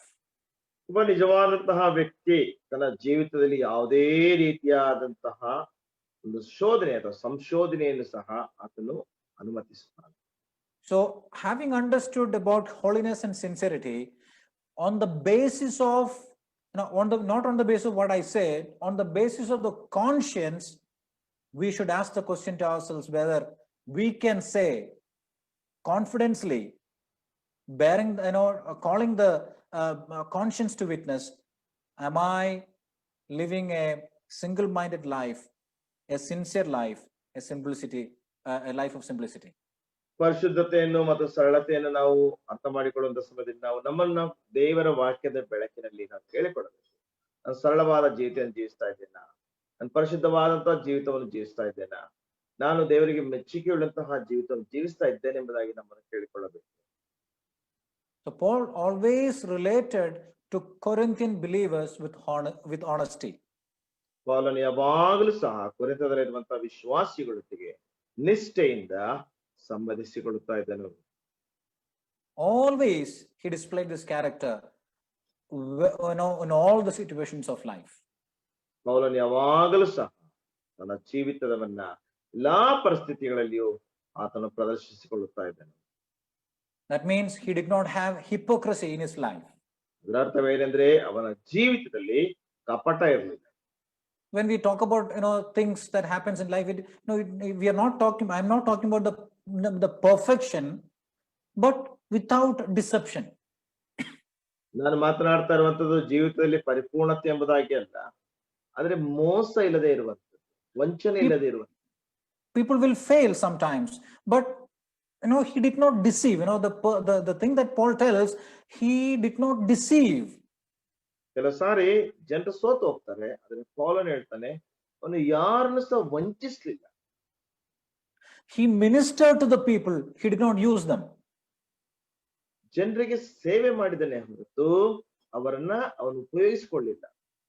So the biblical character, biblical Christianity, or the credibility of a Christian is that he lives without hypocrisy, without deception. ದೇವರ ವಾಕ್ಯಕ್ಕೆ ಅನುಸಾರವಾದಂತಹ ಕ್ರೈಸ್ತನಲ್ಲಿರುವಂತಹ ನಂಬಿಕೆಗೆ ಅರ್ಹವಾದಂತಹ ಜೀವಿತ ಯಾವುದಂದ್ರೆ ಆತನು ಒಂದು ಯಥಾರ್ಥತೆಯನ್ನು ಕಾಪಾಡಿಕೊಳ್ಳುತ್ತಾನೆ ಹೊರತು ಕಪಟತೆನೆ ಅಲ್ಲ. He was doing good for them. ಅವರಿಗೋಸ್ಕರವಾಗಿ ಅವನು ಒಳ್ಳೆಯದನ್ನೇ ಮಾಡ್ತಾ ಇದ್ದಾನೆ. Or if someone is doing something something to gain something from others in the backdrop, then you're not serving them, you're using them. ಒಂದು ವೇಳೆ ಯಾರನ್ನಾದ್ರೂ ಯಾರಿಗಾದ್ರೂ ನೀವೇನಾದ್ರೂ ಮಾಡಿದ್ರೆ ಇವರಿಗೆ ಸೇವೆ ಮಾಡ್ತಾ ಇಲ್ಲ, ಆದ್ರೆ ನೀವು ಅವ್ರನ್ನ ಉಪಯೋಗಿಸ್ಕೊಳ್ತಾ ಇದ್ದೀರಾ. So we should not transact anything for a personal gain or any gain. We should serve them. We should not manipulate. ನಾವು ಯಾವುದೇ ವಿಷಯದಲ್ಲಿ ಆಗಲಿ ಅವರಿಂದ ಲಾಭವನ್ನು ಪಡೆದುಕೊಳ್ಳಬಾರದು, ಅವರಿಗೆ ಸೇವೆ ಮಾಡಬೇಕು. ಅದನ್ನ ಎಂದಿಗೂ ಸಹ ನಾವು ಕಲುಷಿತಗೊಳಿಸಬಾರದು. So we understand that he did not have hypocrisy. The second thing is that he did not duplicity. He did not have duplicity. ನೋಡ್ತೇವೆ ಅವನಲ್ಲಿ ಕಪಟತೆ ಇರಲಿಲ್ಲ ಮತ್ತು ಅವನಲ್ಲಿ ಯಾವುದೇ ರೀತಿಯಂತ ನಕಲಿಲ್ಲ. That means one way in one place, another way in another place. ಅದರ ಅರ್ಥ ಒಂದು ಸಾರಿ ಒಂದು ಸ್ಥಳದಲ್ಲಿ, ಇನ್ನೊಂದು ಸಾರಿ ಮತ್ತೊಂದು ಸ್ಥಳದಲ್ಲಿ. That means if you speak about if you ask about a person's character in the presence of that person, you will say he's a very good person, and then moving from there you speak about him in a different way. ವೇಳೆ ಒಬ್ಬ ವ್ಯಕ್ತಿಯ ಒಂದು ಪ್ರಸನ್ನತೆಯಲ್ಲಿ ಆ ವ್ಯಕ್ತಿಯ ಕುರಿತಾಗಿ ಮತ್ತೊಬ್ಬರನ್ನು ಕೇಳಿದಾಗ ಇವನು ಒಳ್ಳೆಯ ವ್ಯಕ್ತಿ ಎಂಬುದಾಗಿ ಹೇಳ್ತಾರೆ. ಆ ವ್ಯಕ್ತಿ ಇಲ್ಲದೆ ಇರುವಂತ ಸಮಯದಲ್ಲಿ ಬಹಳ ಕೆಟ್ಟ ವ್ಯಕ್ತಿ ಎಂಬುದಾಗಿ ಹೇಳ್ತಾರೆ. That means our talk and our way of activities or anything, whatever may be the case, it is not in one place one way, another place another way. ನಮ್ಮ ಮಾತಿನಲ್ಲಿ ಆಗಲಿ ನಮ್ಮ ನಡತೆಯಲ್ಲಿ ಯಾವುದರಲ್ಲೇ ಆಗಲಿ ಒಂದು ಸಾರಿ ಒಂದು ವಿಧ, ಮತ್ತೊಂದು ಸಾರಿ ಮತ್ತೊಂದು ವಿಧ ಇರಬಾರ್ದು. In college, God is not there, God's people are not there, so I can do whatever I want there. ಕಾಲೇಜಿನಲ್ಲಿ ದೇವರು ಮಕ್ಕಳಿಲ್ಲ, ಯಾರು ನೋಡೋರ್ತಾರಿಲ್ಲ, ನನಗೆ ಏನು ಬೇಕೋ ಅದನ್ನ ಮಾಡ್ತೀನಿ. In workplace, God's people are not there, I can just do whatever I want. ಕೆಲಸದ ಸ್ಥಳದಲ್ಲಿ ದೇವರ ಮಕ್ಕಳಿಲ್ಲ, ದೇವರ ಒಂದು ಮಕ್ಕಳಿಲ್ಲ, ನನಗೆ ಏನ್ ಬೇಕಾದ್ರೂ ನಾನು ಮಾಡ್ತೀನಿ.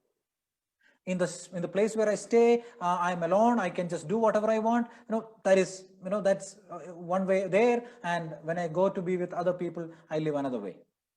ಓ, ನಾನು ಒಬ್ಬಂಟಿಗನಾಗಿ ಇರುವಂತ ಸಮಯದಲ್ಲಿ ಯಾರು ಇಲ್ಲ, ನನ್ನನ್ನು ನೋಡುವಂತವ್ರು ಯಾರು ಇಲ್ಲ, ನನಗೆ ಹೇಗೆ ಬೇಕಾದದ್ದು ಜೀವಿಸಬಹುದು. ಮತ್ತೊಂದು ಸ್ಥಳಕ್ಕೆ ಹೋದಾಗ ಇನ್ನೊಂದು ರೀತಿಯಾದಂತಹ Even Paul tells, the audience doesn't control the message that he wanted to preach even.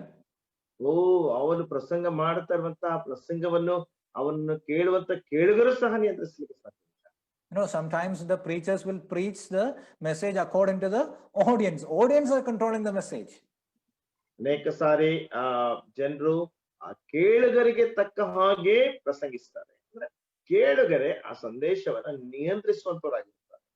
We have examples of integrity like Daniel, Daniel's life, how he lived a life of integrity. ಓ, ನಮಗೆ ಅನೇಕ ರೀತಿಯಾದಂತಹ ಉದಾಹರಣೆಗಳಿವೆ, ಯಥಾರ್ಥತೆ ಉದಾಹರಣೆಗಳಿವೆ. ದಾನಿಯೇಲನು ಆತನು ಬಹಳ ಯಥಾರ್ಥವಾದಂತಹ ವ್ಯಕ್ತಿ ಆಗಿದ್ದಾನೆ. And the third thing that we understand about all these things, the holiness and sincerity, is that he did not have disloyalty. ಈ ಒಂದು ಪರಿಶುದ್ಧತೆ ಮತ್ತು ಯಥಾರ್ಥತೆ ಮಾತ್ರವೇ ಅಲ್ಲ, ಮೂರನೇ ವಿಷಯ ಅರ್ಥ ಮಾಡಿಕೊಳ್ತೇವೆ, ಆ ಪೌಲನ ಜೀವಿತದಲ್ಲಿ ಅನಿಷ್ಠೆ ಇರಲಿಲ್ಲ. He did not have the tendency to exalt himself at the cost of others. ಇತರರ ಒಂದು ವಿಷಯಕ್ಕೋಸ್ಕರವಾಗಿ ತನ್ನನ್ನು ತಾನು ಉಬ್ಬಿಕೊಳ್ಳುವಂತಹ, ತನ್ನ ತಾನು ಹೊಗಳಿಕೊಳ್ಳುವಂತಹ ಒಂದು ಮನಸ್ಸು ಅವನಿಗೆ ಇರಲಿಲ್ಲ. That means this is actually a breach of our character. This is a total breaking of our character. ಇದು ಖಂಡಿತವಾಗಿ ಸಹ ನಮ್ಮ ಗುಣಲಕ್ಷಣಗಳನ್ನ ಒಡೆಯುವಂತೆ, ಮುರಿಯುವಂತದ್ದಾಗಿದೆ. And as we move forward, we understand the second aspect that we understand here. Not only he explains about the quality of his conduct, he also explains the manner of his conduct. ಅವನು ತನ್ನ ಒಂದು ನಡತೆಯ ಗುಣಲಕ್ಷಣವನ್ನು ಮಾತ್ರವೇ ವಿವರಿಸ್ತಾ ಇಲ್ಲ, ಅವನ ಒಂದು ನಡತೆಯ ಒಂದು ಸ್ವಭಾವವನ್ನು ಸಹ ಆತನು ವಿವರಿಸ್ತಾನೆ. There are two qualities that we have seen, that is holiness and sincerity. Now we are going to see the manner in which he conducted himself. ಎರಡು ಗುಣಲಕ್ಷಣಗಳನ್ನು ನಾವು ನೋಡಿದೆವು, ಪರಿಶುದ್ಧತೆ ಮತ್ತು ಯಥಾರ್ಥತೆ. ಆತನ ಸ್ವಭಾವದಲ್ಲಿ, ನಡತೆಯಲ್ಲಿ ಎರಡು ವಿಷಯಗಳನ್ನು ನಾವು ನೋಡ್ತೇವೆ.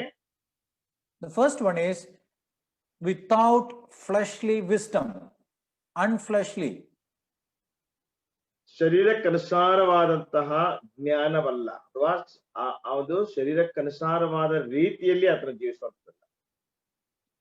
You see there, not by fleshly wisdom or earthly wisdom.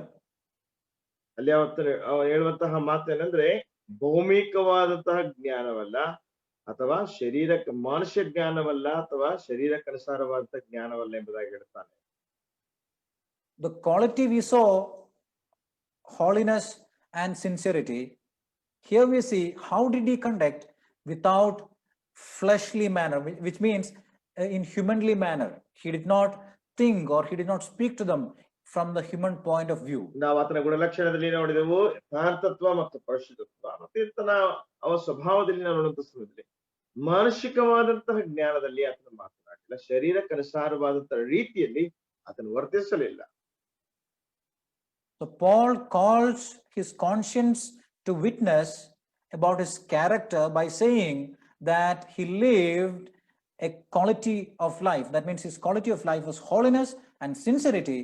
Not only that, the manner in which he lived is without fleshly wisdom. ಪೌಲನು ತನ್ನ ಒಂದು ಸ್ವಭಾವಕ್ಕೋಸ್ಕರವಾಗಿ ಆತನು ತನ್ನ ಸಾಕ್ಷಿಯನ್ನೇ ಆತನ ಕರೀತಾನೆ. ಆತನ ಒಂದು ಸ್ವಭಾವದಲ್ಲಿ ಅಥವಾ ಗುಣಲಕ್ಷಣದಲ್ಲಿ ಆತನ ಶರೀರಕ್ಕನುಸಾರವಾಗಿ ಆತನು ಜೀವಿಸಲಿಲ್ಲ. Always divine viewpoint is different, is entirely different from human viewpoint. ದೈವಿಕವಾದಂತಹ ಒಂದು ಸ್ವಭಾವವು ಮಾನಸಿಕವಾದಂತಹ ಸ್ವಭಾವಕ್ಕೆ, ಮಾನಸಿಕವಾದಂತಹ ಅರ್ಥೈಸುವಿಕೆ ದೃಷ್ಟಿಕೋನಕ್ಕೆ ಸಂಪೂರ್ಣವಾಗಿ ವಿಭಿನ್ನವಾಗಿರುವಂತದ್ದಾಗಿದೆ. Paul's ministry was not from the viewpoint of human beings. ಪೌಲನ ಸೇವೆ ಮಾನಸಿಕವಾದಂತಹ ದೃಷ್ಟಿಕೋನದಲ್ಲಿ ಇರಲಿಲ್ಲ. Not according to the human wisdom. ಮಾನಸಿಕ ಜ್ಞಾನಕ್ಕನುಸಾರವಾಗಿರ್ಲಿಲ್ಲ. And the second one we understand is by the grace of God, but by the grace of God. ಎರಡನೇದಾಗಿ ನಾವು ಅರ್ಥ ಮಾಡಿಕೊಳ್ಳುತ್ತೇವೆ, ದೇವರ ಕೃಪೆಯಿಂದ ಮತ್ತು ದೇವರ ಕೃಪೆಯಿಂದ ಮಾತ್ರವೇ. So he tells, if Corinthians see what God has done through Paul, then they will get the proper perspective in his ministry. ಕೊರಿಂಥದವರು ಪೌಲನನ್ನು ನೋಡಿದ್ರೆ ಆಗ ಪೌಲನ ವಿಷಯದಲ್ಲಿ ಅವರು ಸ್ಪಷ್ಟವಾಗಿ ಆ ಒಂದು ಸೇವೆಯ ಒಂದು ನಿಜಾಂಶವನ್ನು ಕಂಡುಕೊಳ್ಳುತ್ತಾರೆ. That means by the grace of God, he continued the ministry. The manner in which he did the ministry is by the grace of God. ನೋಡ್ತೇವೆ, ಅದು ದೇವರ ಕೃಪೆಯಿಂದ ಮಾತ್ರವೇ ಸೇವೆಯನ್ನ ಮುಂದುವರಿಸಿಕೊಂಡು ಹೋದನು. The people who received the ministry from Paul, or those who experienced Paul's ministry, they will understand that it is God's power that was manifesting in and through him. ಪೌಲನ ಸೇವೆಯನ್ನು ನೋಡಿದಂತಹ ಜನರು ಸ್ಪಷ್ಟವಾಗಿ ಅರ್ಥ ಮಾಡಿಕೊಳ್ಳುತ್ತಾರೆ, ಅವರ ಸೇವೆಯಲ್ಲಿ ದೇವರ ಕೃಪೆ ಮಾತ್ರವೇ ಅದು ಇರುವಂತದ್ದಾಗಿದೆ. So what does he say? He is ultimately saying that the credit and everything, the testimony of his grace, it is to God. God is the one who gave him grace. ಕೊನೆಯದಾಗಿ ಆತನ ಹೇಳುವಂತ ಮಾತೇನೆಂದ್ರೆ, ಅದರಲ್ಲಿರುವಂತ ಸಾಕ್ಷಿ ಎಲ್ಲವೂ ಸಹ, ಅದರೆಲ್ಲ ಮಹತ್ವವು ದೇವರಿಗೆ ಮಾತ್ರವೇ ಸಲ್ಲುವಂಥದ್ದು. ಯಾಕಂದ್ರೆ ದೇವರ ಕೃಪೆಯಿಂದಲೇ ಅವನ ಸೇವೆ ಮುಂದುವರಿತಾ ಇದೆ. And he finally he acknowledges the fact that he is what he is. It's because of the grace of God. ಕೊನೆಯದಾಗಿ ಆತನ ಹೇಳುವಂತ ಮಾತು, ಗುರುತಿಸಿಕೊಳ್ಳುವಂತ ವಿಷಯವೇನೆಂದ್ರೆ, ಅದು ಏನಾಗಿದ್ದ, ಎಂಥವನಾಗಿದ್ದಾನೋ ಅದು ದೇವರ ಕೃಪೆಯಿಂದ ಮಾತ್ರವೇ. And he's not just trying to explain about his ministry, trying to project his ministry, trying to explain about his ministry, but he tells what all he has done or anything that he has done, it is because of the grace of God. ತನ್ನ ಸೇವೆಯನ್ನು ಆತನು ಪ್ರದರ್ಶಿಸಿಕೊಳ್ತಾ ಇಲ್ಲ, ತನ್ನ ಬಗ್ಗೆ ತನ್ನ ಹೊಗಳಿಕೊಳ್ತಾ ಇಲ್ಲ. ಅವನು ಏನೇ ಆಗಿದ್ದರೆ, ಏನೇ ಸೇವೆ ಮಾಡಿದ್ರು ಸಹ ಅದು ದೇವರ ಕೃಪೆ ಎಂಬುದಾಗಿ ಆತನು ಹೇಳ್ತಾ ಇದ್ದ. So we understand that Paul is trying to explain a divine perspective in the ministry. He had a divine perspective in the ministry. Not only that, he acknowledged God, the one who has provided him grace to be able to be in the ministry. That's the manner of ministry he has done. ಅವನು ಎಂತಹ ಸೇವೆಯನ್ನು ಮಾಡಿದನೆಂಬುದಾಗಿ ನೋಡುವಾಗ ದೇವರ ಆ ಒಂದು ಕೃಪೆಯನ್ನು ಆತನು ಗುರುತಿಸಿಕೊಂಡವನಾಗಿ, ಅದರಲ್ಲಿ ದೇವರ ಕೃಪೆ ಇದೆ ಎಂಬುದಾಗಿ ಹೇಳುತ್ತಾ ದೇವರಿಗೋಸ್ಕರವಾಗಿ ಮಹಿಮೆ ತರುವುದಕ್ಕೆ ಮಾತ್ರವೇ ಅವನು ಸೇವೆಯನ್ನು ಮಾಡುತ್ತಾ ಇದ್ದಾನೆ. And you see there, finally he says in verse 12 that, and supremely towards you, abundantly towards you. ಕೊನೆಯದಾಗಿ ಅವನು ಹೇಳುವಂತ ಮಾತೇನೆಂದ್ರೆ, ನಿಮ್ಮ ಕಡೆಗೆ ಎಂಬುದಾಗಿ ಅವನು ಹೇಳುತ್ತಾನೆ. So here we see it is crucial to live with integrity among fellow Christians. ಜೊತೆ ಕ್ರೈಸ್ತರ ಜೊತೆಯಲ್ಲಿ ಆ ಒಂದು ಯಥಾರ್ಥವಾಗಿ ನಡೆಯುವಂಥದ್ದು ಬಹಳ ವಿಶೇಷವಾದದ್ದು. Paul almost ministered 18 months in Corinth. ಕೊರಿಂಥದಲ್ಲಿ ಪೌಲನು ಸುಮಾರು 18 ತಿಂಗಳುಗಳ ಕಾಲ ಸೇವೆ ಮಾಡಿದನು. And they saw how he was as a man of integrity at all the times. ಎಲ್ಲಾ ಸಮಯದಲ್ಲಿಯೂ ಸಹ ಯಥಾರ್ಥವುಳ್ಳಂತ ಮನುಷ್ಯನಾಗಿ ಅವನು ಹೇಗಿದ್ದನೆಂಬುದಾಗಿ ಅವರು ನೋಡಿದರು. So he says, they saw, and even they can witness, they saw him as a person above reproach. ಅವನು ಎಲ್ಲಾ ರೀತಿಯಾದಂತಹ ನಿಂದೆಗಳಿಗೆ ಮಿಗಿಲಾದಂತಹ ನಿಂದೆಗಳಿಗೆ ಹೊರಗಿರುವಂತಹ ವ್ಯಕ್ತಿ ಎಂಬುದಾಗಿ ಆ ಜನರು ಸಹ ನೋಡಿ. And that is the character that Paul had. Integrity always relates to credibility. ಆ ರೀತಿಯಾದಂತಹ ಗುಣಲಕ್ಷಣಗಳನ್ನ ಪೌಲನು ಹೊಂದಿಕೊಂಡಿದ್ದಾನೆ. ಯಾವಾಗಲೂ ಸಹ ಯಥಾರ್ಥತೆ ಅನ್ನುವಂಥದ್ದು ನಂಬಿಕೆಗೆ ಅರ್ಹವಾದಂತಹ ನಡತೆಗೆ ನಡೆಸುವಂತದ್ದಾಗಿದೆ. Enemies of Paul, the false teachers, try to undermine Paul by by just propagating false things and false characters about Paul. ಪೌಲನ ಶತ್ರುಗಳು ಮತ್ತು ಸುವಾರ್ತೆಯ ಶತ್ರುಗಳು ಯಾವಾಗಲೂ ಸಹ ಪೌಲನಿಗೆ ವಿರುದ್ಧವಾಗಿ, ಪೌಲನಿಗೆ ಕೆಟ್ಟ ಹೆಸರು ಬರುವ ಹಾಗೆ ಪ್ರಯತ್ನಿಸಿದರು. They wanted to project themselves up by putting down Paul. ಪೌಲನನ್ನು ಕೆಳಕ್ಕೆ ಹಾಕಿ ತಮ್ಮನ್ನು ತಾವು ಮೇಲಕ್ಕೆ ಪ್ರದರ್ಶಿಸಿಕೊಳ್ಳಬೇಕೆಂಬುದಾಗಿ. There are people who try to tear down others and build up themselves. ಕೆಲವು ಜನರಿದ್ದಾರೆ, ಬೇರೆಯವರನ್ನ ಹರಿದು ಹಾಕಿ ತಮ್ಮನ್ನು ತಾವು ಮೇಲಕ್ಕೆ ಎತ್ಕೊಳ್ಬೇಕೆಂಬುದಾಗಿರ್ತಾರೆ. Christians who wanted to have an impact on this world must live in integrity. ಈ ಲೋಕದಲ್ಲಿ ಒಂದು ಪ್ರಭಾವವುಳ್ಳಂತಹ ಕ್ರೈಸ್ತರಾಗಿ ಜೀವಿಸಬೇಕಾದ್ರೆ ಅವರು ಯಥಾರ್ಥವಾದಂತ ಒಂದು ಜೀವಿತವನ್ನು ಜೀವಿಸಬೇಕು. And we know that we live in a world that does not value the integrity. Everywhere we see deceit and problems and duplicity is going on. ನಾವು ವಾಸಿಸುವಂತಹ ಲೋಕದಲ್ಲಿ ನಾವು ನೋಡ್ತೇವೆ ಎಲ್ಲಾ ಕಡೆಯಲ್ಲಿ ಸಹ ಒಂದು ನಕಲು, ಒಂದು ರೀತಿಯಾದಂತ ಯಥಾರ್ಥ ಇಲ್ಲದೆ ಇರುವಂತಹ ವಿಷಯ, ಈ ರೀತಿಯಾದಂತ ಮೋಸ, ವಂಚನೆ ನಡೀತಾ ಇದೆ. So what did we understand today? The quality of conduct and the manner in which he conducted, he behaved, his character. ಇದನ್ನ ನಾವು ಅರ್ಥ ಮಾಡಿಕೊಂಡಂತಹ ವಿಷಯವೇನೆಂದ್ರೆ ನಡತೆಯ ಒಂದು ಯಥಾರ್ಥತೆಯ ಒಂದು ಸ್ವಭಾವದಲ್ಲಿ ಅದನ್ನು ವರ್ತಿಸಿ ಆ ರೀತಿಯಾಗಿ ಜೀವಿಸಿದ. Godly sincerity and simplicity, not only that he tells, not fleshly, but by the grace of God, he behaved and his character is just like that. ದೈವಿಕವಾದಂತ ಯಥಾರ್ಥತ್ವದಲ್ಲಿ, ಸರಳತೆಯಲ್ಲಿ ಮತ್ತು ಆ ಒಂದು ಯಥಾರ್ಥವಾದ ಜೀವಿತದಲ್ಲಿ ಆತನು ಜೀವಿಸ್ತಾನೆ ಎಂಬುದಾಗಿ ಆತನು ಹೇಳುತ್ತಾನೆ. So Paul tells it is not his achievement as Paul makes it. He says, look at all these things in my life he has accomplished.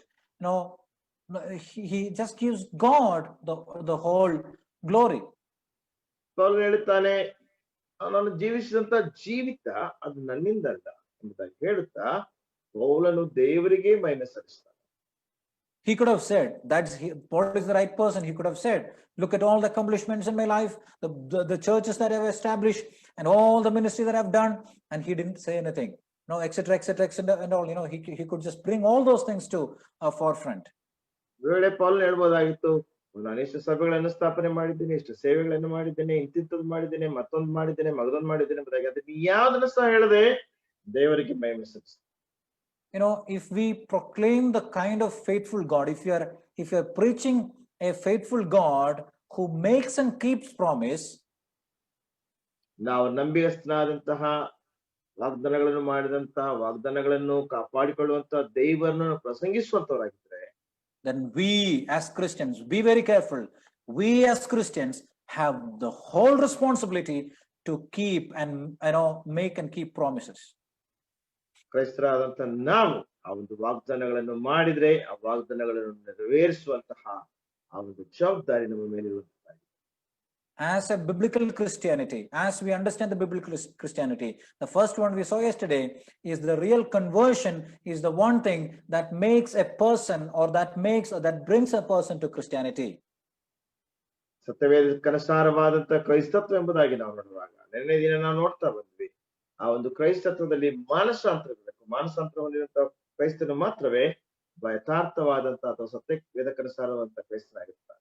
The meaning of conversion we saw is turning away from sin, turning towards God. ಒಂದು ಮಾನಸಾಂತರ ಎಂಬುದಾಗಿ ನಾವು ನೋಡುವಂತ ಸಮಯದಲ್ಲಿ ಪಾಪದಿಂದ ತಿರುಗಿಕೊಂಡು ದೇವರ ಕಡೆಗೆ ತಿರುಗುವಂತ. And the character is what is making a person credible or a genuine Christian. ಆತನಲ್ಲಿದ್ದಂತಹ ಒಂದು ಗುಣಲಕ್ಷಣ, ನಡತೆ ವ್ಯಕ್ತಿಯನ್ನ ನಿಜವಾದಂತ ಕ್ರೈಸ್ತನಾಗಿ ಮತ್ತು ಯಥಾರ್ಥವಾದಂತಹ ನಂಬಿಕೆಗೆ ಅರ್ಹನಾದಂತಹ ಕ್ರೈಸ್ತನಾಗಿ ಮಾಡುವಂತದ್ದಾಗಿದೆ. So who should evaluate the character? No one can evaluate the character, but we have the conscience to bear witness about our character. ನಮ್ಮ ನಡತೆಯ ಬಗ್ಗೆ ಯಾರು ನಮ್ಮನ್ನು ಮೌಲ್ಯಮಾಪನ ಮಾಡಬೇಕು? ಮನುಷ್ಯರಿಗೆ ಯಾರಿಗೂ ಸಹ ಮೌಲ್ಯಮಾಪನ ಮಾಡ್ಲಿಕ್ಕೆ ಸಾಧ್ಯವಿಲ್ಲ. ನಮ್ಮಲ್ಲೇ ಇರುವಂತ ಮನಸ್ಸಾಕ್ಷಿ ಒಂದು ಮೌಲ್ಯಮಾಪನ ಮಾಡ. And our conscience should be well trained. I say this, I repeat this again, well trained according to the word of God, so that we will have the right evaluation of things always in our life. ನಮ್ಮ ಮನಸ್ಸಾಕ್ಷಿ ಬಹಳ ಚೆನ್ನಾಗಿ ಶಿಕ್ಷಿಸಲ್ಪಡಬೇಕು ಅಥವಾ ಅದು ತರಬೇತಿ ಕೊಡಬೇಕು, ಬಹಳ ಚೆನ್ನಾಗಿ ತರಬೇತಿ ಕೊಡಬೇಕು. ಆಗ ಮಾತ್ರವೇ ಆ ಒಂದು ವಿಷಯ ಯಾವುದೆಂಬುದಾಗಿ ನಾವು ಗ್ರಹಿಸಿಕೊಳ್ಳಿಕ್ಕೆ ಸಾಧ್ಯ. If we proclaim, if we preach a God who has called us to live in a particular way, we should not we are not fragmented by the pulse of this world, but we should live according to the life of integrity. ಓ ನಮ್ಮನ್ನು ದೇವರು ಕರೆದಿದ್ದೇ ಆಗಿರೋದಾದ್ರೆ ದೇವರ ಒಂದು ನಮ್ಮನ್ನು ಕರೆದಂತ ದೇವರ ವಿಷಯವಾಗಿ ಸಾರುವಂತ ಸಮಯದಲ್ಲಿ ಯಥಾರ್ಥವಾದಂತ ಜೀವಿತವನ್ನು ಜೀವಿಸಬೇಕೆ ಹೊರತು ಈ ಲೋಕದ ಮಲಿನತ್ವದ ಜೀವಿತವನ್ನು ನಾವು ಜೀವಿಸುವ Doing the right thing for the right person. ಸರಿಯಾದ ವಿಷಯಗಳನ್ನ ಸರಿಯಾದ ವ್ಯಕ್ತಿಗೆ ಮಾಡುವಂಥದ್ದು. Our conscience should bear witness the rightly through the word of God. ದೇವರ ವಾಕ್ಯದ ಮುಖಾಂತರವಾಗಿ ಮನಸ್ಸಾಕ್ಷಿ ಸರಿಯಾದ ರೀತಿಯಲ್ಲಿ ಅದು ಸಾಕ್ಷೀಕರಿಸಬೇಕು. Then we can, very boldly proclaim the message of Jesus Christ by saying that, look at my life. The conscience bears witness, and I know that I did not live a duplicit life, and that boldness we will have to show to people that our character is according to the word of God. ಆ ಸಮಯದಲ್ಲಿ ನನ್ನನ್ನು ನೋಡಿ ನಾನು ಯಾವುದೇ ರೀತಿಯಾದಂತ ನಕಲಾದಂತ ಜೀವಿತವನ್ನು ಯಥಾರ್ಥತೆ ಇಲ್ಲದೆ ಇರುವಂತಹ ಜೀವಿತವನ್ನು ಜೀವಿಸ್ತಾ ಇಲ್ಲ. ನನ್ನನ್ನು ನೋಡ್ರೆ ಎಂಬಂತ ಧೈರ್ಯ ನಮಗಿರ್ಬೇಕು. ನಾನು ದೇವರ ವಾಕ್ಯಕ್ಕೆ ಅನುಸಾರವಾಗಿ ಜೀವಿಸ್ತಾ ಇದ್ದೇನೆ ಎಂಬುದಾಗಿರ್ಬೇಕು ಹೇಳುವಂತಹ ಒಂದು ಧೈರ್ಯ ನಮಗಿರ್ಬೇಕು. In the part of application, we will see, is it just like gold or gold plated? ನಾವಾಗಿರುವಂತಹ ಒಂದು ಅಳವಡಿಸಬೇಕು ಬಂಗಾರನ ಅಥವಾ ಬಂಗಾರವನ್ನು ಹೊದಿಸಿದ ಹಾಗೆ ಇರಬೇಕು. Are we kind of a Christian or a real Christian? Do we progress in the character that we are to live according to the word of God? ನಾವು ನಿಜವಾದಂತ ಕ್ರೈಸ್ತರ ಅಥವಾ ಕ್ರೈಸ್ತರ ಹಾಗೆ ಇರುವಂತಹ ನಮಗಿರುವಂತಹ ಕ್ರೈಸ್ತರಾಗಿರುವಂತಹ ನಮ್ಮ ಗುಣಲಕ್ಷಣಗಳನ್ನ ನಿಧಾನವಾಗಿ ಅಥವಾ ನಾವು ಅದನ್ನ ಅಭಿವೃದ್ಧಿ ಪಡಿಸಿಕೊಳ್ಳುತ್ತಾ ಇರಬೇಕು. That means there should be a progress in our character, a growth in our character. ನಮ್ಮ ಗುಣಲಕ್ಷಣಗಳಲ್ಲಿ ನಮ್ಮ ನಡತೆಯಲ್ಲಿ ಬೆಳವಣಿಗೆ ಇರಬೇಕು. The second application is integrity. It always is related to credibility. That means we should have a personal integrity, and that always goes with credibility. ಯಥಾರ್ಥತೆ ವೈಯಕ್ತಿಕವಾದಂತ ಯಥಾರ್ಥತೆ ಅನ್ನುವಂಥದ್ದು ಯಾವಾಗಲೂ ಸಹ ನಂಬಿಕೆಗೆ ಅರ್ಹವಾದಂತಹ ಜೀವಿತದೊಟ್ಟಿಗೆ ಅದು ಹೊಂದದಾಗಿದೆ. And I'm going to put this question to you: does our conscience or my conscience bear the right testimony? ನಾನು ಈ ಪ್ರಶ್ನೆಯನ್ನು ನಿಮ್ಮೊಟ್ಟಿಗೆ ಬಿಡ್ತೇನೆ. ನಮ್ಮ ಮನಸ್ಸಾಕ್ಷಿಯನ್ನು ಪರೀಕ್ಷಿಸಿಕೊಂಡು ಆ ರೀತಿಯಾಗಿ ನಾವು ಜೀವಿಸ್ತಾ ಇದ್ದೇವೆ, or do we fall short in the judgment of our conscience? ಮನಸ್ಸಾಕ್ಷಿಯ ಒಂದು ನ್ಯಾಯ ತೀರ್ಪಿನಲ್ಲಿ ಸ್ವಲ್ಪ ಕಡಿಮೆಯಾಗಿ ನಾವು ಬಿದ್ದಿದ್ದೇವೆ. May God help us to be able to evaluate our life to see whether the integrity of character is maintained as Christians, and in that way we are able to proclaim to the world that we are credible Christian. So ಕ್ರೈಸ್ತರಾದಂತಹ ನಾವು ಯಥಾರ್ಥವಾದ ಕ್ರಿಸ್ತಿಯ ಜೀವಿತವನ್ನು ಜೀವಿಸಿ ಆ ರೀತಿಯಾಗಿ ನಂಬಿಕೆಗೆ ಅರ್ಹವಾದಂತಹ ರೀತಿಯಲ್ಲಿ ನಾವು ಸಾರುತ್ತಾ ಇದ್ದೇವೆ ಎಂಬುದಾಗಿ ನಮ್ಮನ್ನು ಪರೀಕ್ಷಿಸುತ್ತೇವೆ. May God help us all, and tomorrow we are going to see a credible Christian is a person who is competent, he has the competency in explaining the word of God, in understanding the word of God.